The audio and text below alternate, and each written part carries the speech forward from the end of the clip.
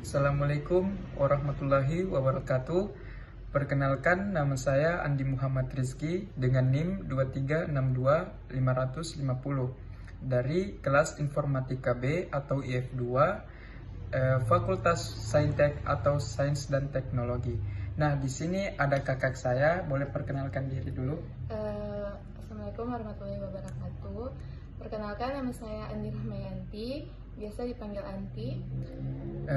Kakak juga pernah sekolah di UIN, boleh? Saya pernah kuliah di UIN, jurusan Ekonomi dan Bisnis, dan juga saya merupakan angkatan 2019. Nah, baik. Saya ingin bertanya sedikit tentang pengenalan, analisis, dan desain sistem. Mungkin kakak pernah dengar apa sih itu analisis dan desain sistem itu yang kakak ketahui saja gitu. Boleh jelaskan ke saya sedikit? Jadi kalau menurut saya, mungkin kalau untuk analisis itu adalah mungkin dia lebih ke untuk memahami dan juga untuk mengidentifikasi apa saja sih itu kelebihan dan juga kekurangan dari sistem yang akan dikembangkan. Oh, berarti dia ada kelebihan dan kekurangannya. Ya, Oke. lebih ke mengidentifikasi apa saja sih itu kelebihan dan juga kekurangan dari sistem yang mungkin akan Dikembangkan. Oh ya, oke.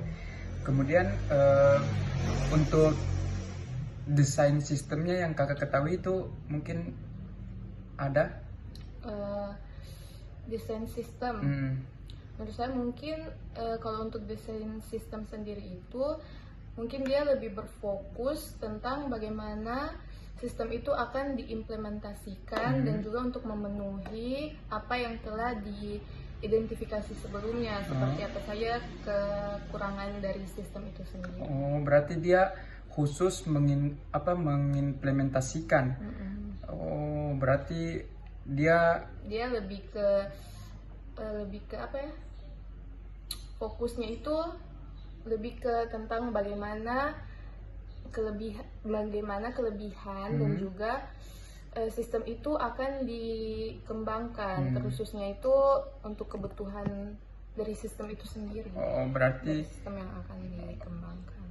Oh iya, berarti kedua tahap tersebut itu berfokus pada merancang solusi yang sesuai dan juga serta dibangun dapat memenuhi tujuan bisnis dan juga teknis. Oh, oke. Kemudian mungkin di sini saya akan menjelaskan juga sedikit tentang analisis itu dia mempunyai beberapa langkah yang mungkin saya sebutkan itu cuman beberapa ya.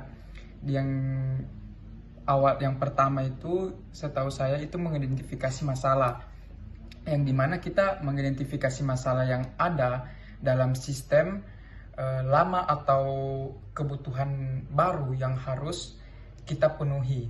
Dan juga yang kedua, pengumpulan data, yang dimana kita mengumpulkan informasi melalui wawancara atau survei dan observasi untuk memahami kebutuhan para pengguna.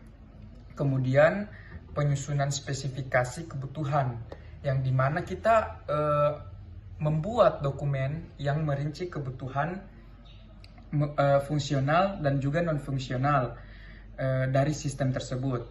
Nah, itu tadi untuk untuk analisisnya lah. Nah, sedangkan desain sistem itu secara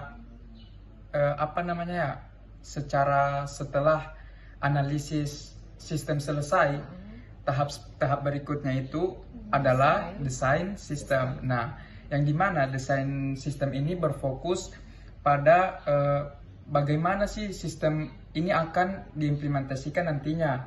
Nah, di situ kita pasti membutuhkan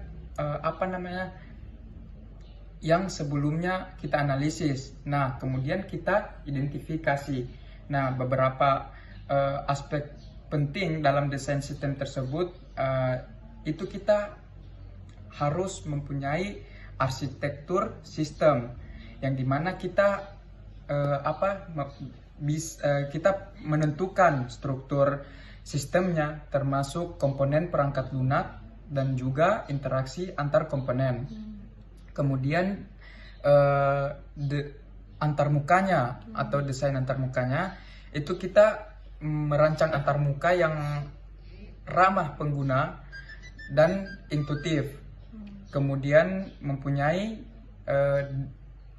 basis data atau desain basis datanya, itu kita menentukan bagaimana data akan disimpan dan diambil, juga kita proses. Nah, itulah pentingnya analisis dan desain sistem. Kita dapat menghasilkan sistem yang lebih berkualitas, kemudian kita mengurangi risiko kegagalan dan meningkatkan kepuasan para pengguna. Dengan memahami kebutuhan pengguna dan merancang solusi yang tepat, organisasi dapat memastikan bahwa sistem yang kita kembangkan ini akan memberikan nilai tambah dan memenuhi tujuan bisnis mereka. Dengan demikian, analisis dan desain sistem itu fondasi penting dalam pengembangan perangkat lunak yang sukses. Nah, mungkin itu saja sedikit juga dari saya. Lebih dan kurangnya saya mohon maaf. Wallahu musta'an. Wassalamualaikum warahmatullahi wabarakatuh.